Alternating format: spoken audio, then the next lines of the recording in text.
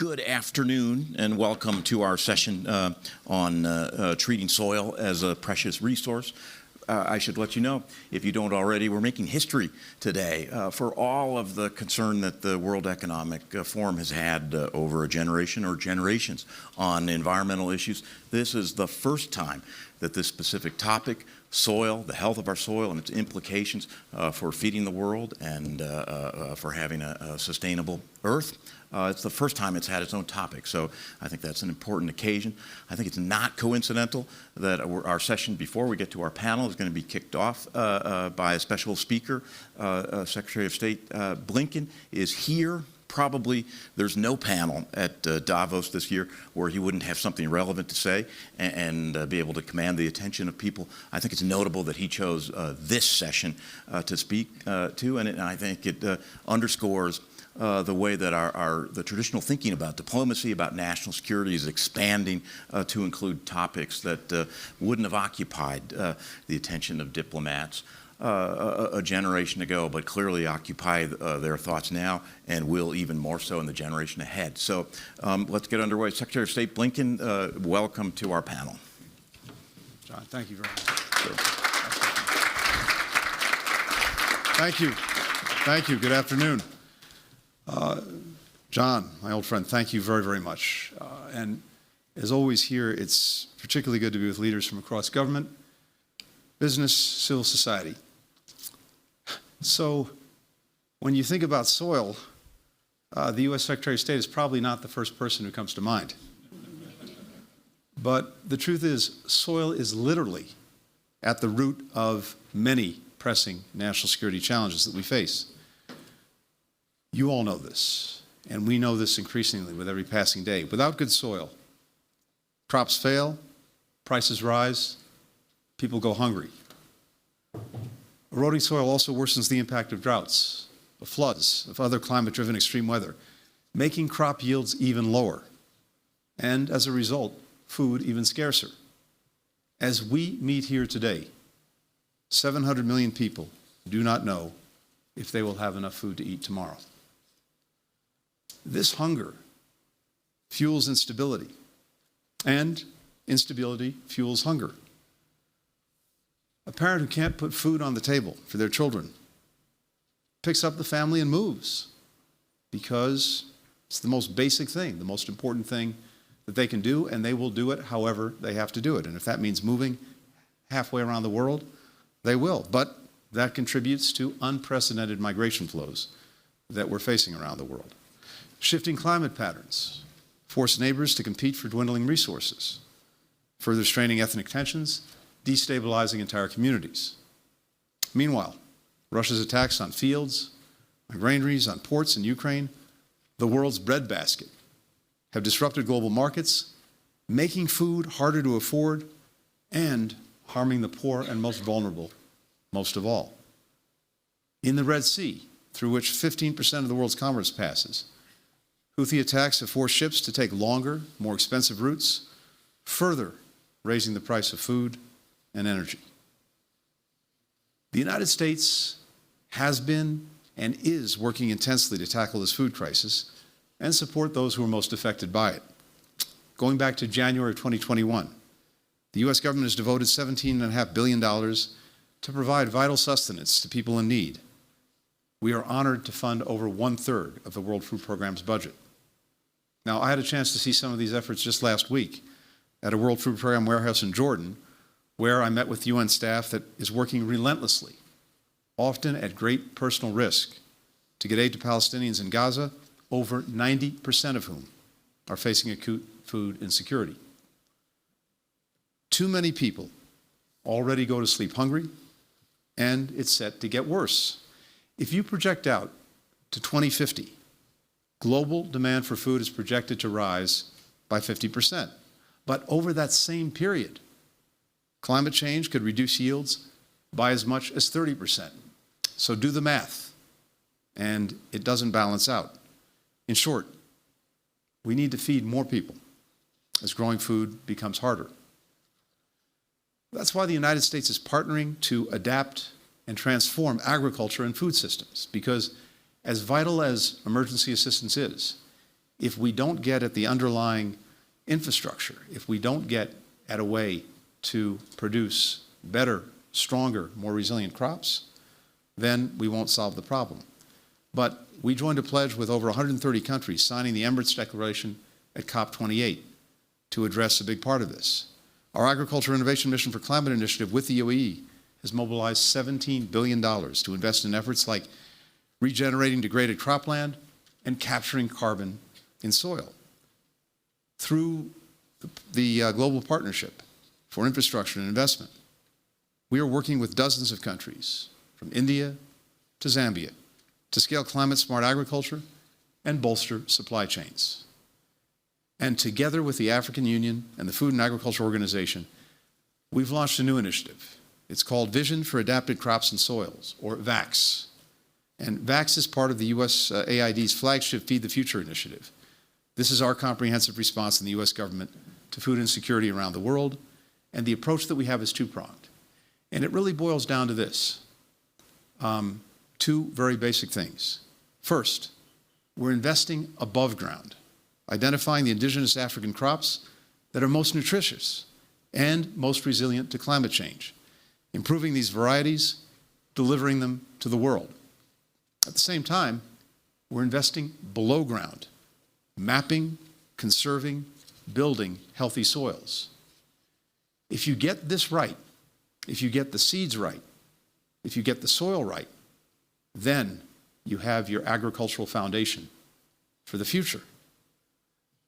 We've been incredibly fortunate at the State Department to have one of the world's leading experts, Dr. Carrie Fowler, lead our efforts and helping develop this initiative. We've committed $150 million thus far toward VAX. We're also rallying a broad coalition of governments around the world to advance this work.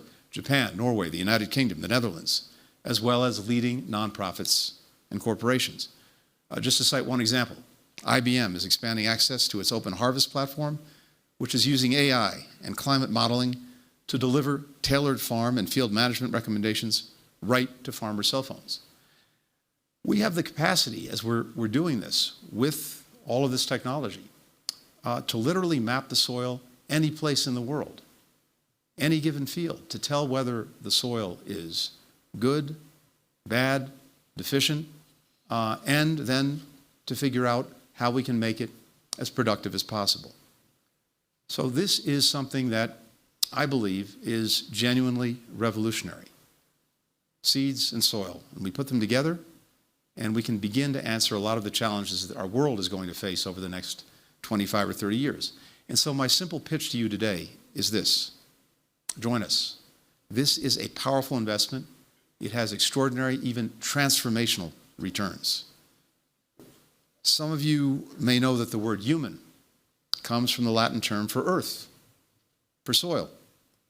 There are few things that are more human or more important to humanity than figuring out how to cultivate this planet so that it can feed and support all of us. We have an opportunity in this moment to actually deliver better for people today while actually building a sustainable tomorrow. So part of the reason, and John said at the outset, this event in and of itself is unusual for Davos.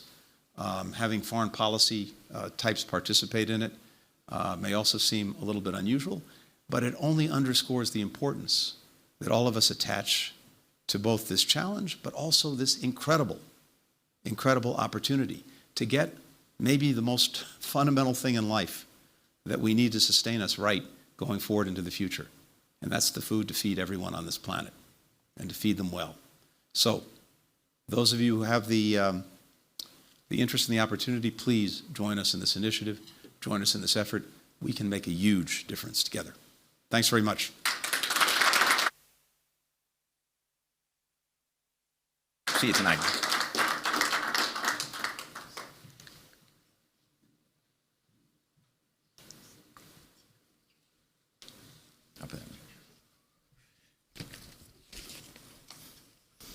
I don't think this conversation could have been framed any better or more economically than Secretary Blinken just did it now. We're going to follow on the way he's framed that with our panel here. most of them don't really need a great introduction, and their bios are all in the program. So I'll just call up. Am I calling up everyone at one time? Should we all come up together and take our seats?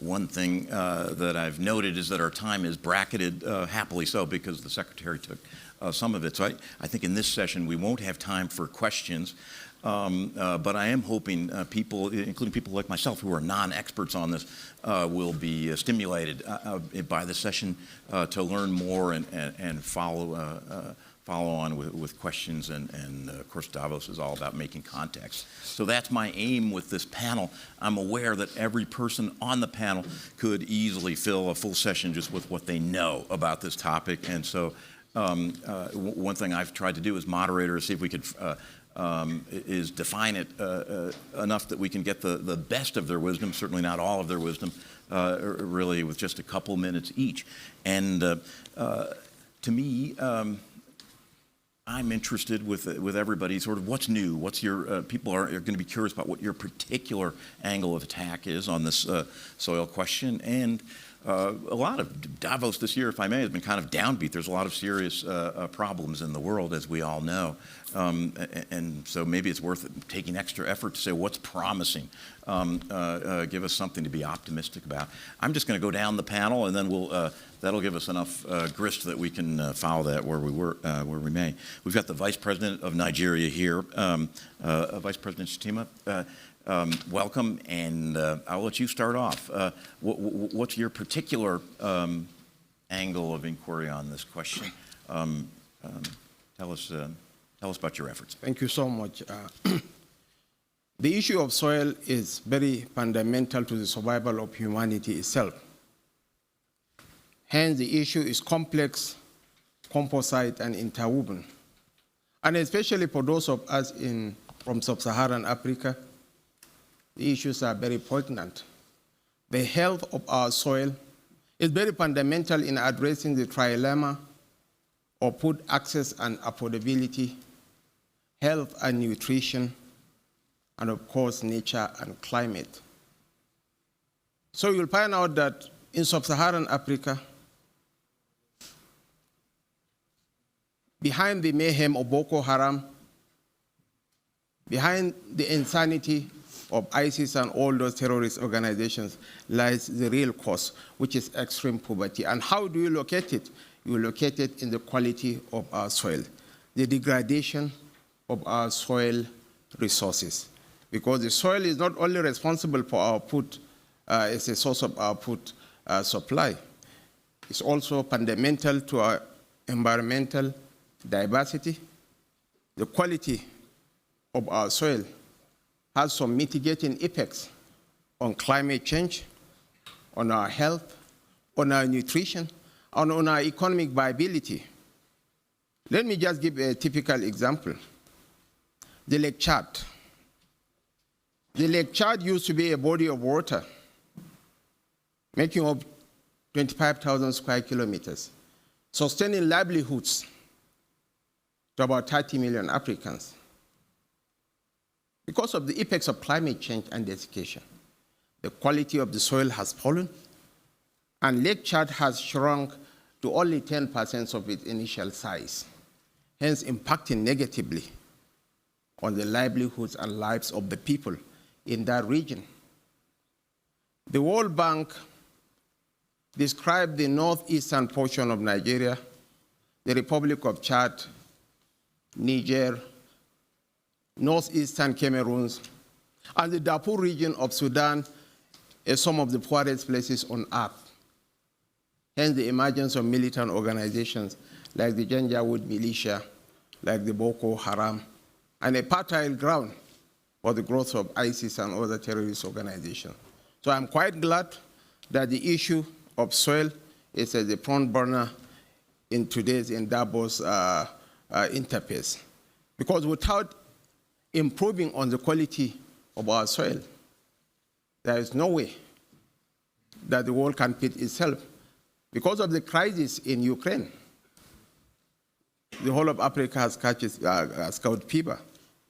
So this is why I'm quite thrilled to be here, to contribute my own perspective on how to regenerate the soil. And I believe that with the renewed attention and drive towards soil quality, the future is bright for the world. Thank you. Ambassador Cindy McCain, those of us who cover politics, of course, know you in a different context. This is a new context. Can you tell us about your new job, relatively new since April, as the Executive Director of the United Nations World Food Program, and how you're attacking this issue? Well, thank you. And I would like to commend the people that decided to put soil finally on the agenda. This issue is such an important issue, and it's something that all of us are going to have to work on together. WFP picks up the pieces when things come apart. That's our job, that's who we are, and that's how we operate. But we're also trying to build resilience around the world and make sure that those who cannot feed themselves might have a shot at feeding themselves if we do the right things.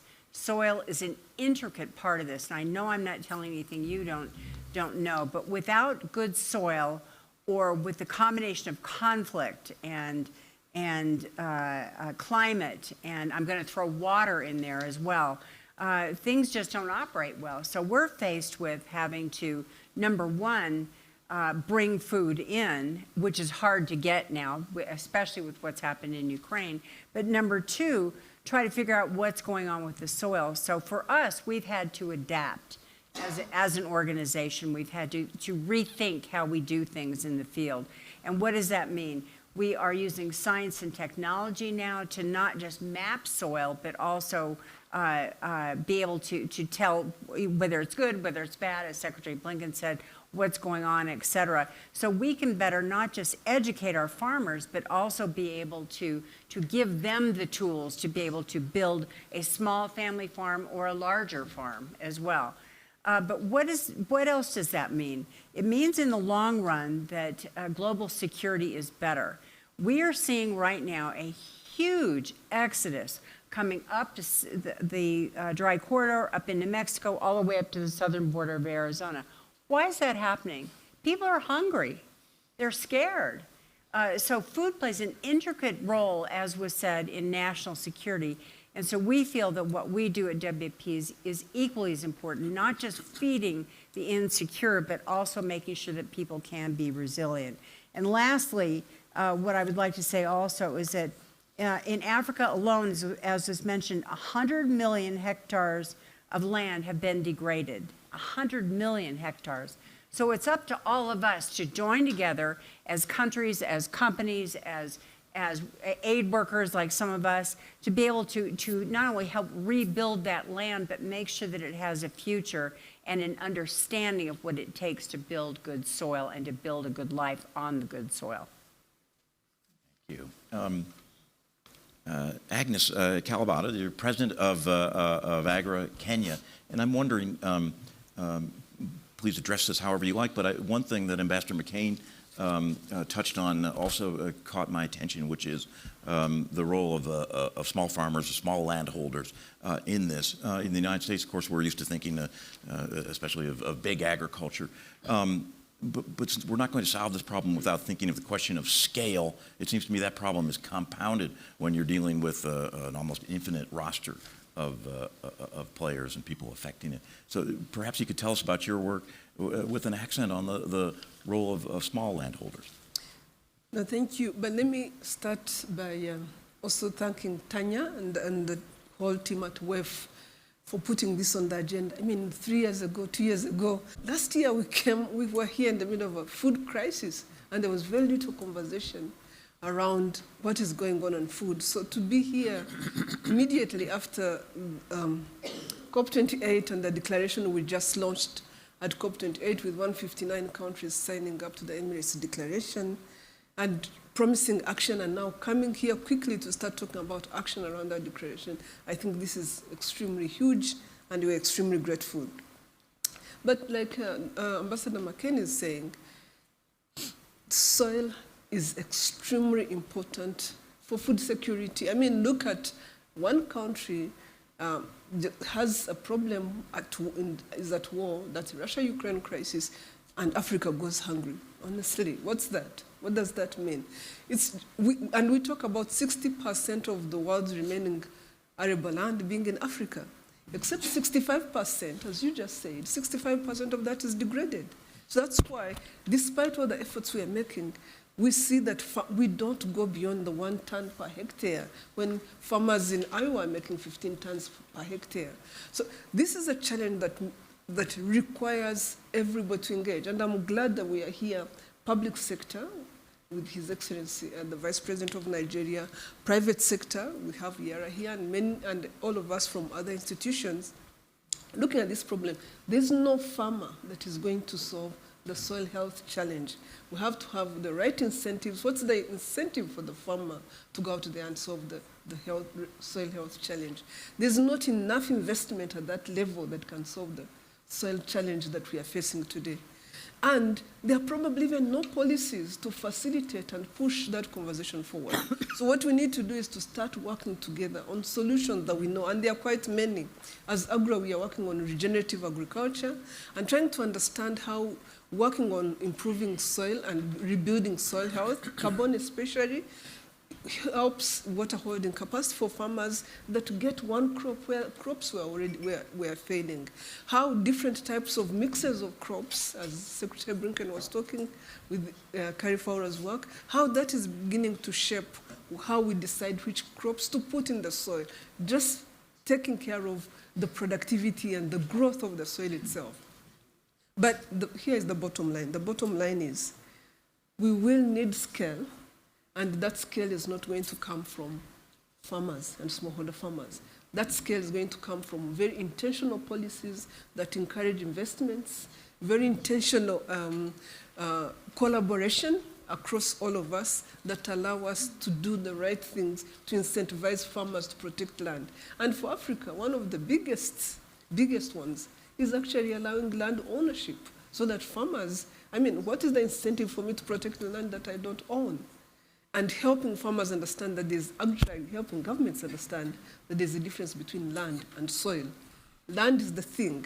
Soil is what gives us food, and we are not investing enough in that soil. Thank you. Svein, we didn't use our time in the green room as well as I should have, because I should have gotten a better pronunciation of your last name. I could imagine it with a hard T or a TH sound. Help us. Holsether. Holsether, okay.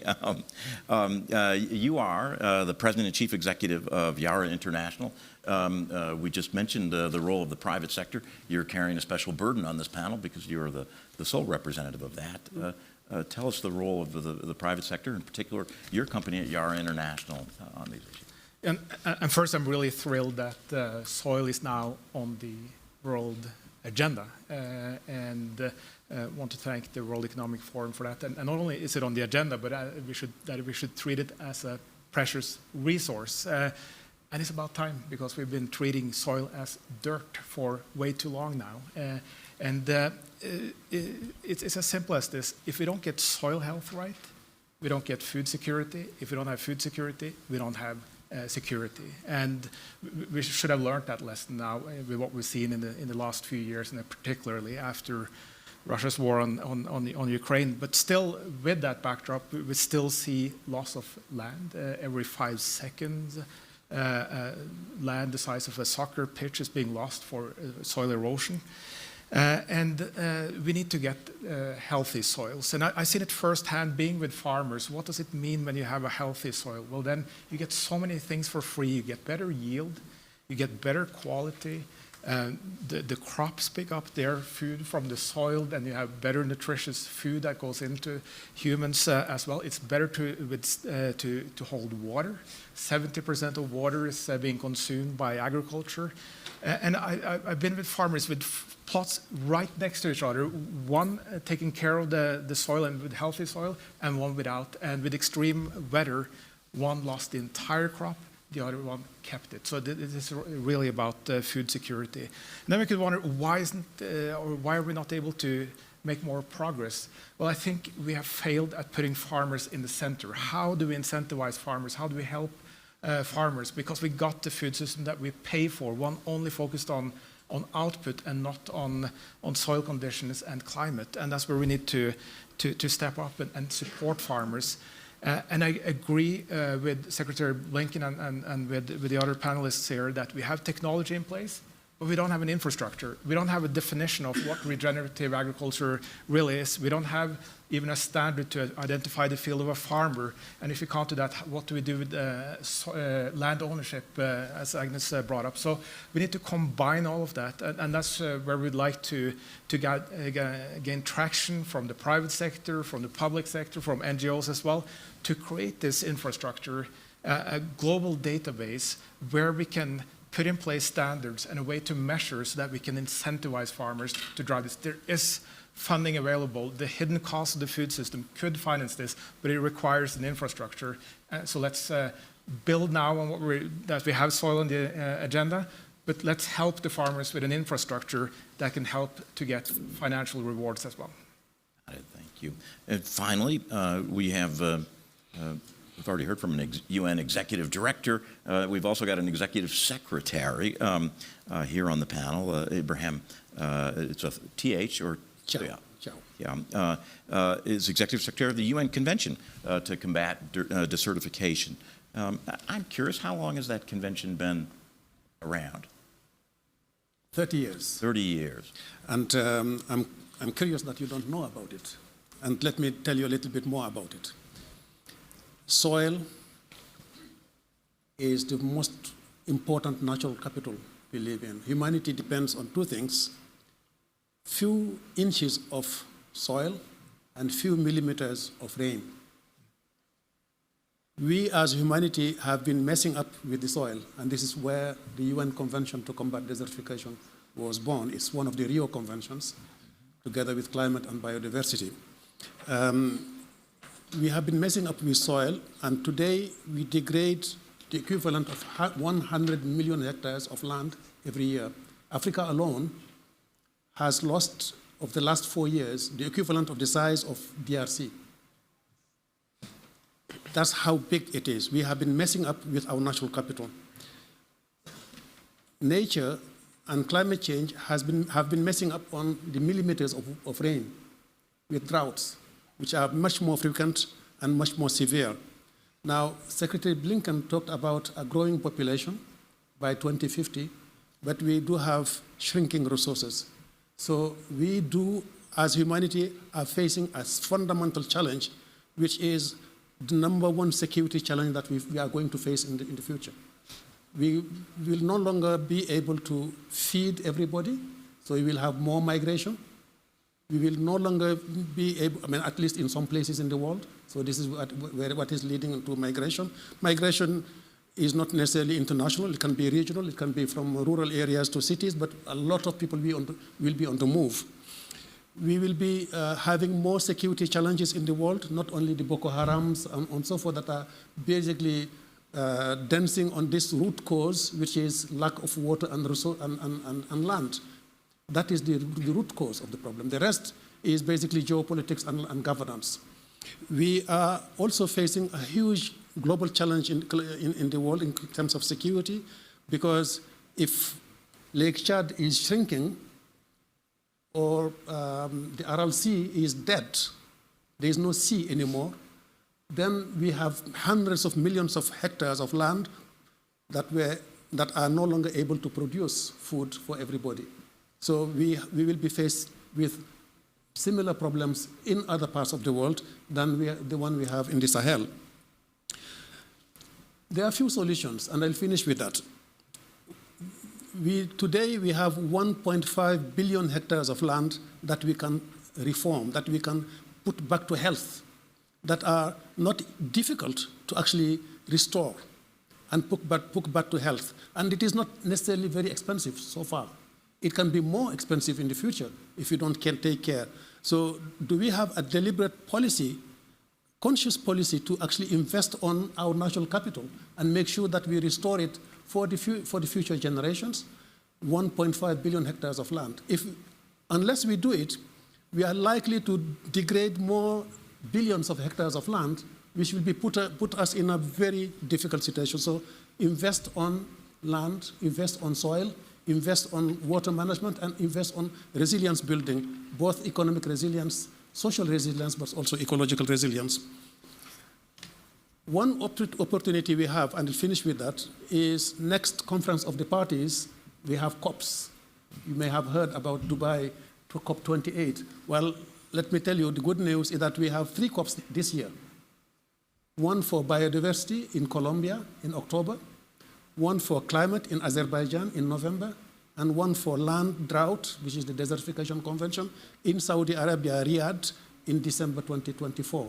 This will be a very good opportunity for us to again review the issue of land management, to review the issue of land tenure, and women's access to land will be a big issue there because we have a big problem in the world today in terms of land tenure.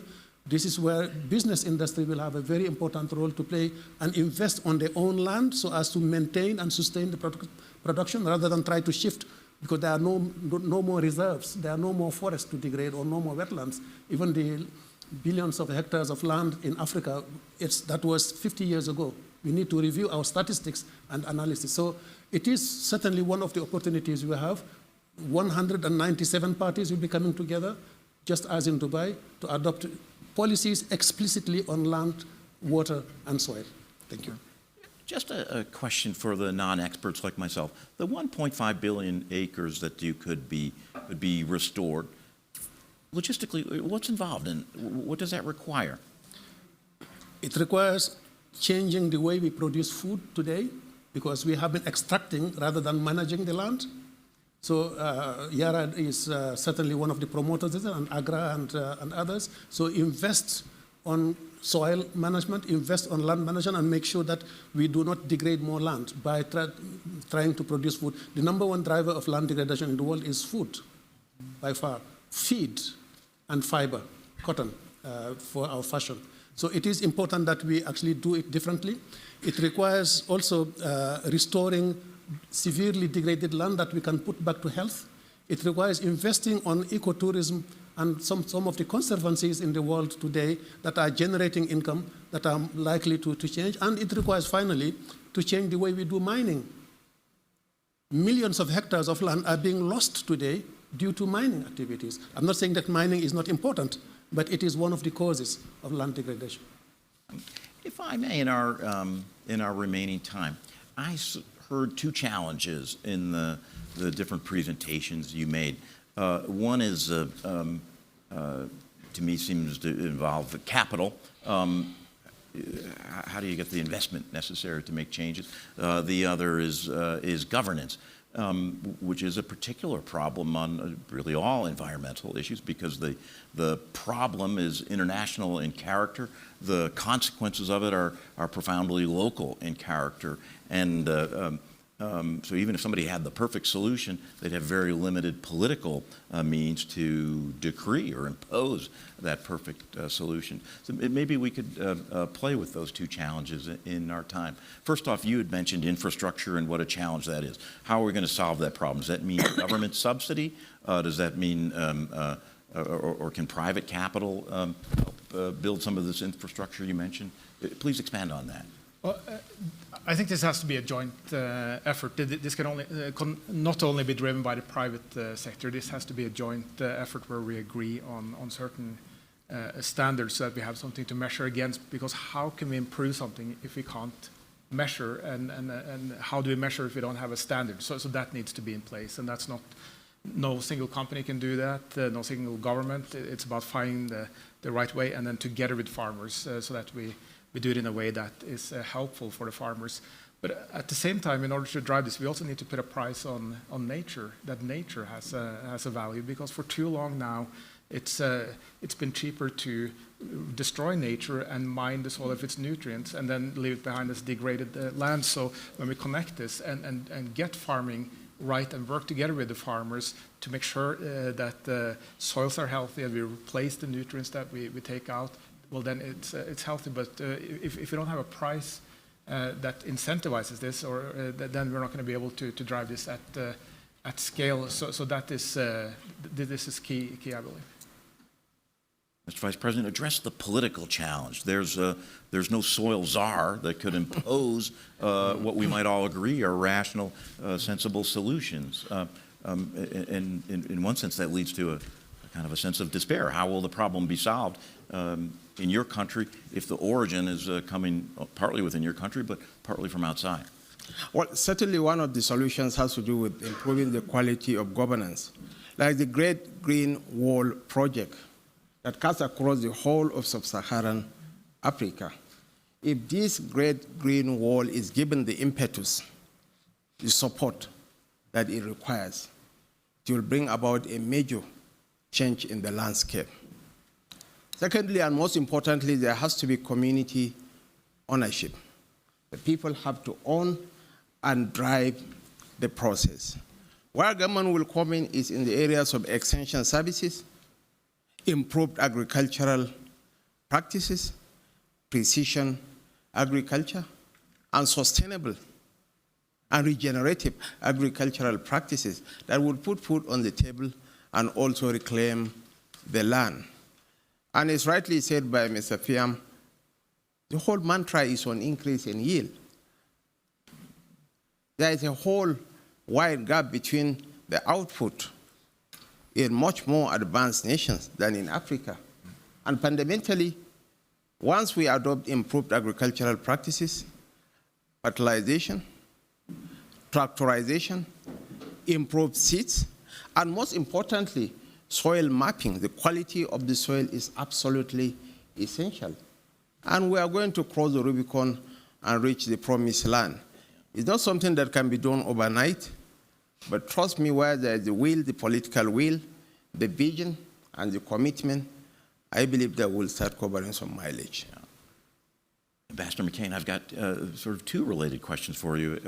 If I may, I was struck by, in your opening remarks, you weren't citing, from a U.S. perspective, far-off places. You were talking about the American Southwest. Do you think this is going to become an increasingly prominent issue in U.S. political discussion, where I don't think we've been really talking much about soil? And the others, I know you're out of the campaign business now, but we have heard certainly in the national security context, there's no question that as far as the future of NATO or the future of American commitment to assisting Ukraine, we all recognize that the outcome of this election in the United States would have potentially profound implications for that. Do you see this election as having important consequences on your issue, which is soil? I think it has huge consequences on this issue, because if we slow down or choose to take another path, we could devastate an entire continent with this. You mentioned whether or not this has taken hold in the Southwest or Western United States or within the United States.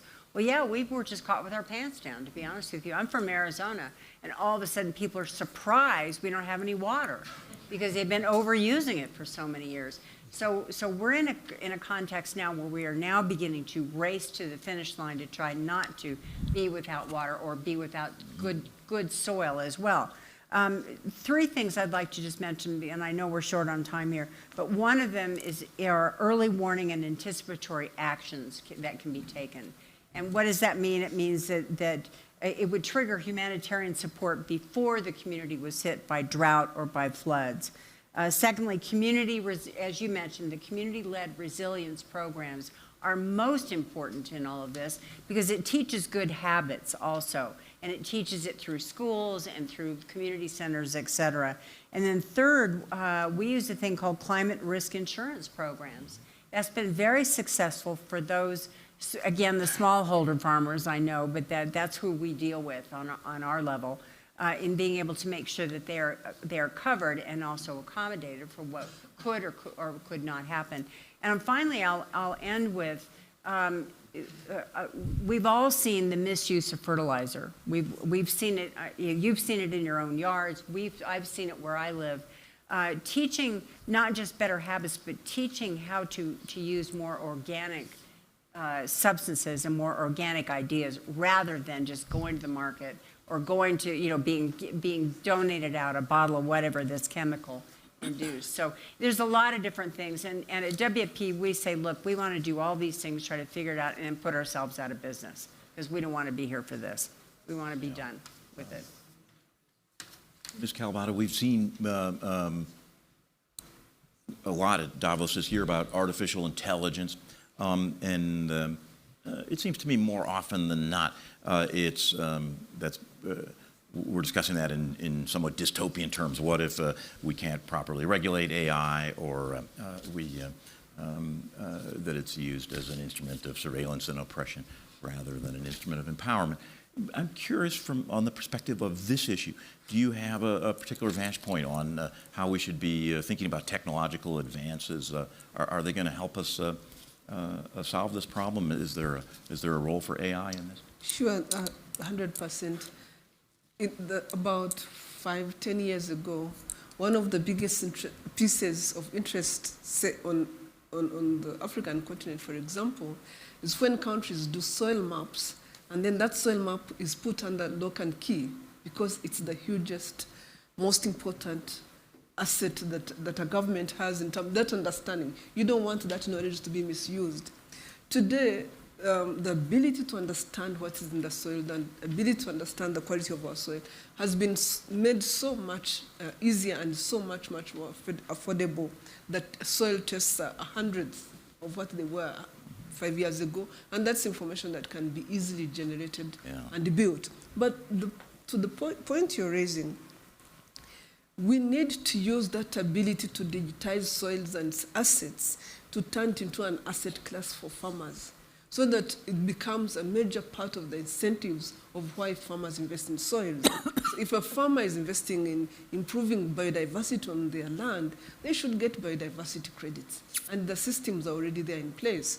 If a farmer is investing in improving carbon through regenerative agriculture and building carbon, they should get carbon credits, and that information is building.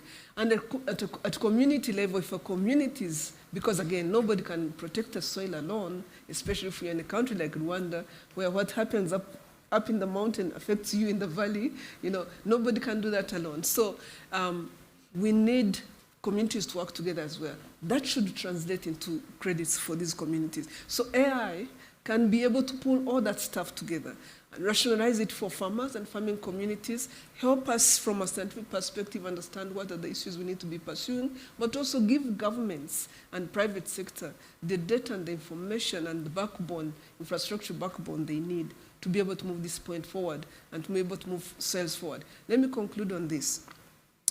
In May this year, the African Union has a soils summit, Soil Health and Fertilizer Summit, really for two reasons. We need to understand how we can deal with the challenge of food security so that there's an end in sight for World Food Programme and others, number one. Number two, we need to invest in soils and better soils. So this meeting will be happening at continental level. It's Heads of State level summit. And I know there's a lot of information from all of us scientists, all of us private sector, all of us. I'm not African Union, but as an interested African, I think this is something we must have on our agenda.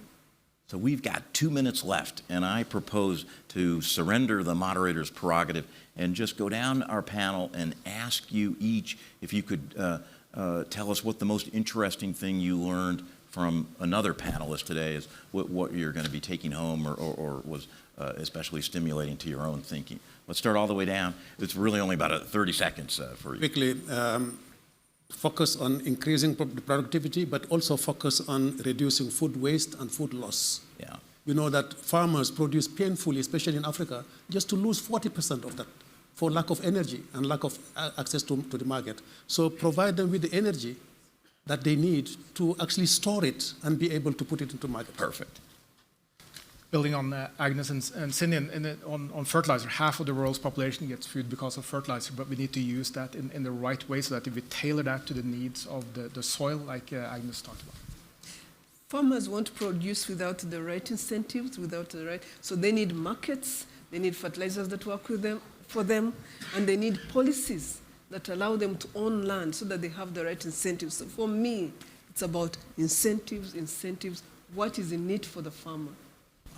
Ambassador McCain. I think most generally the influence that governments can have over this, and the ability to not only protect markets but encourage markets and make sure that our local farmers have the needs that they are met so that they can farm. Mr. Vice President, I'd like to give you the last word. Empowering the small-scale farmer is the key to economic emancipation and development of the African continent. Thank you very much. Thank you all.